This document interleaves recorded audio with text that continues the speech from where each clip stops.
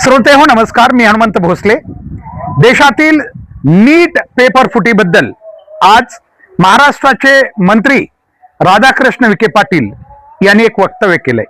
त्यांनी म्हटलंय की हा जो असे घोटाळे होतात हे क्लासेस क्षेत्रामुळे होतात, जे क्लासेस चालवतात खाजगी क्लासेस त्यांच्यामुळे असे घोटाळे होतात असं त्यांचं म्हणणं आहे। राधाकृष्ण विखे पाटीलजी, आपण एक अतिशय जबाबदार आणि अनुभवी मंत्री आहात, कारण विखे पाटील घराण्यानं अनेक वर्ष सत्ता उपभोगलेली आहे। अशा वेळी आपली वक्तव्य कशी असावीत, जनता किंवा प्रशासन याच्याबद्दल बोलताना आपण काय वक्तव्य करावं याचा थोडा विचार केला पाहिजे। हे खरं आहे की क्लासेस क्षेत्र जे आहे हे शिक्षण क्षेत्रातील एक व्यक्तिगत स्वतःच्या हिमतीनं उभा राहणाऱ्या काही लोकांचं एक व्यावसायिक क्षेत्र आहे। जे नीट पेपर फुटीचं हे सगळं कांड घडलेलं आहे, खरं तर याला या देशातील शासन व्यवस्था जबाबदार आहे। आणि शासन केंद्रातही आणि राज्यातही भारतीय जनता पार्टीचं आहे, ज्याच्यात तुम्ही मंत्री आहात। त्यामुळं स्वतःचं आत्मचिंतन करण्याऐवजी किंवा प्रशासनाच्या चुका किंवा हलगर्जीपणा शोध लावण्याऐवजी तुम्ही मात्र क्लासेस क्षेत्राला देऊन किंवा दोष देऊन या ठिकाणी आपली जबाबदारी पार पाडताना दिसताय। परंतु विखे पाटीलजी, पहिली गोष्ट ही पेपर फुटी जी झालेली आहे नीट याची, एक दयानंद कॉलेज जे महाराष्ट्राचं शासन अनुदानित कॉलेज आहे, त्याच्या एका प्राध्यापकाने, निवृत्त प्राध्यापकानं अशा प्रकारची ही कृती केल्याचं प्राथमिक चौकशीत पुढे आलेलं आहे। आणि तुम्ही मात्र क्लासेस क्षेत्राकडे जाताय आणि तेही तुम्हाला सांड सापडली। ती सांड अशी की लातूरच्या एका प्रसिद्ध क्लासेस संचालकानं एक आपली व्हिडिओ जारी केला होता, ज्यामध्ये ते म्हणतात की माझ्या क्लासेस मधल्या विद्यार्थ्यांना ते सांगताना आपल्याला दिसून आलेलं आहे की माझ्या क्लासेसमध्ये घेतलेल्या मॉक टेस्टमध्ये सगळे प्रश्न कसे अगदी जशाच तसे उतरतात, हे ते सांगत होते। आता त्यांच्याही खरं तर बुद्धिंकाची आम्हाला कीव येते, कारण एक व्यावसायिक व्यक्ती आहे, हे झालंय न झालंय त्याची त्यांना माहिती आहे, त्यांचा याच्यात काही सहभाग आहे की नाही हे त्यांना माहिती आहे। परंतु त्यांनी चक्क आपल्या विद्यार्थ्यांना जवळ घेऊन आपल्या मॉक टेस्टमध्ये, त्या विषयाच्या मॉक टेस्टमध्ये कशा प्रकारे सगळे प्रश्न आले होते, अगदी बायोलॉजीचंही कसे आले होते, यांचा विषय खरं तर केमिस्ट्री आहे। परंतु हल्ली हे सगळे ग्रुपमध्ये सगळेच विषय घेतात काही क्लासेस संचालक, त्यामुळे त्यांनी ते म्हटले असतील बायोलॉजीचे आले, त्या मुलीने सांगितलं बायोलॉजीचे सुद्धा सगळे आले। सांगायचं तात्पर्य आहे की याची जाहिरात त्यांनीही करायची गरज नव्हती। आपण ज्या क्षेत्रात आहोत ते क्षेत्र खूप संवेदनशील आहे, कुठलेही सिंतोडे आपल्यावर येऊ शकतात हे त्यांना माहिती आहे, तरी त्यांनी केलं। मात्र आम्हाला राधाकृष्ण विखे पाटील यांना विचारायचंय, हे काय मान्य आहे की क्लासेस क्षेत्र जे आहे ती शासकीय शिक्षण व्यवस्थेला एक पूरक व्यवस्था आहे? नीट समजून घ्या जरा मला काय मांडायचं ते। जर तुमची शासकीय शिक्षण व्यवस्था ढासळली नसती, आज ती किती ढासळली आहे ते तुम्ही खरं तर स्वप्नात बी बघू नये, विचार करू नये, पण तुम्ही ते विचार करताय हे खरं तर आम्हाला विरोधाभास वाटतोय। ती किती ढासळली, सगळ्या जिल्हा परिषद शाळा बंद पडलेल्या आहेत शासनाच्या, ज्या काही कुठं संस्था आहेत तुमच्यासारख्या संस्थानिकांच्या, त्या संस्थेतील सगळे शिक्षक प्राध्यापक हे त्या संस्था चालकाचे बटीक बनलेले आहेत, राजकारणाचे ते एक माध्यम बनलेले आहेत, घरोघरी जाऊन मतं मागण्याचे ते एक माध्यम बनलेले आहेत। अशा वेळी तुम्ही हा चॅलेंज करताय की सगळे क्लासेस बंद करून शासनानं हे करावं, कुठल्या स्वप्नात आहेत? एक दोन शाळा राहुलीला तुमच्या असतील कदाचित, जे पैसे कमावण्याच्या साधन आहेत, इंग्लिश स्कूल वगैरे, त्याच्या जीवावर तुम्ही हे नका सांगू, पण त्या सुद्धा कॉलेजचे प्राध्यापक तुम्ही कुठं कामाला लावताय हे जरा बघा, आणि त्याच्यानंतर अशा प्रकारचा दावा तुम्ही करू शकता। माझं म्हणणं एकच आहे, क्लासेस क्षेत्र हे आजचं नाहीये साहेब, खूप दिवसापासून आहे। आणि या क्षेत्रात येणारा प्रत्येक व्यक्ती खडू बोर्ड आणि खडू घेऊन जो शिकवतो ना, तो खूप महान आहे। या तुमच्या शासकीय व्यवस्थेचे जर हे ढासळले नसतं, जो स्तर आहे आजचा शैक्षणिक स्तर, तर हे क्लासेस उदयाला आले नसते। हे तुम्ही खरं बोललात, तुम्ही पण म्हणला ते, परंतु ते तसं होण्यासाठी जे तुम्ही मनात घेताय ना, ते आता कृतीत येणं खूप अवघड आहे साहेब। कारण आता पुन्हा एकदा या शिक्षकांनी, तुम्ही म्हणलात की असं का होऊ शकत नाही, मी तर तुम्हाला पुढचा प्रश्न विचारतो। शाहू महाविद्यालय गेली 3 दशक आपला तोरा मिरवतंय, आपलं पूर्ण म्हणजे वर्चस्व गाजवत आहे महाराष्ट्रामध्ये. तुमच्या नगरला तुम्ही एवढं शैक्षणिक शिक्षण सम्राट आहात, एक तुम्हाला शाहू कॉलेज समांतर तयार करता आलं नाही. आणि लोकांना तसं तर तुमच्यासारखे सगळ्याच जिल्ह्यात संस्था चालक आहेत जे सम्राट बनलेले आहेत, धंद्या म्हणून संस्था चालवतात. त्यांना कधी का कळलं नाही की शाहू सारखं एक युनिट आपल्या बी जिल्ह्यात तालुक्यात असावं म्हणून. तसं जर झालं असतं तर आमचं मायग्रेशन झालं नसतं आज जे शाहूकडे जात आहे ते, आणि हे पेपर फुटी वगैरे हे बी घडलं नसतं कान. परंतु मी त्याकडे कधी लक्षच दिलं नाही. आज शाहू शाहू एकच आहे. त्या शाहूचं मी काल परवा व्हिडिओ करून तुम्हाला सांगितलं काय गुपित आहे. सगळी क्रीम महाराष्ट्राची घेऊन त्यांचा निकाल जर एवढा कमी असेल तर त्यांना कोण विचारत नाहीये.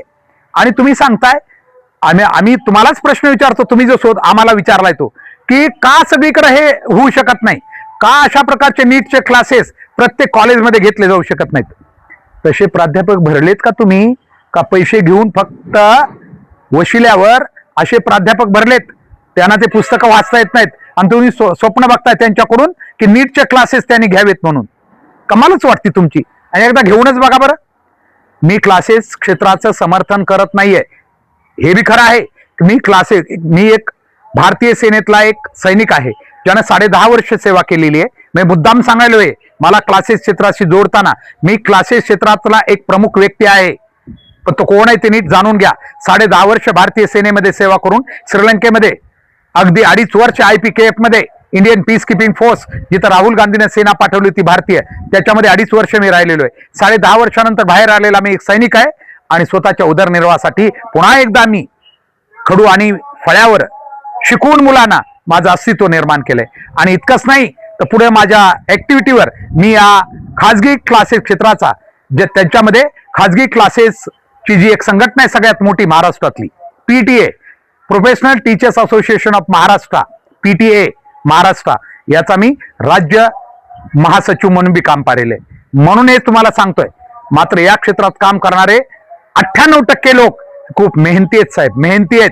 त्यांचे निकाल आहेत ते, म्हणून तुमचं हे सगळं शिक्षण चाललेलं आहे महाराष्ट्रातलं. दावा करतो मी, हा चूक जर असेल, अतिशयोक्ती असेल माझ्या बोलण्यामध्ये, तर कधी तुम्हाला आम्ही हे जे खाजगी क्लासेस इंडस्ट्री आहे, कधी तुम्हाला हे सिद्ध करायला तयार आहे. आम्ही फक्त 1 महिना आमचे सगळे महाराष्ट्रातले क्लासेस बंद करतो, सगळेच. बघा, पालक आणि विद्यार्थी तुमच्या मानगुटीवर नाही बसले तर, कारण तुमच्या शाळा आणि कॉलेजमध्ये ते अध्यापन त्या दर्जाचं होत नाहीये जे खाजगी क्लासेसमध्ये मेहनतीनं जे हे प्राध्यापक करतात. मी दावा करतो, कारण त्या क्षेत्रात मी राहिलोय म्हणून. नसता तीही बाजू मी घेतली नसती, पण ते मी अनुभवलंय.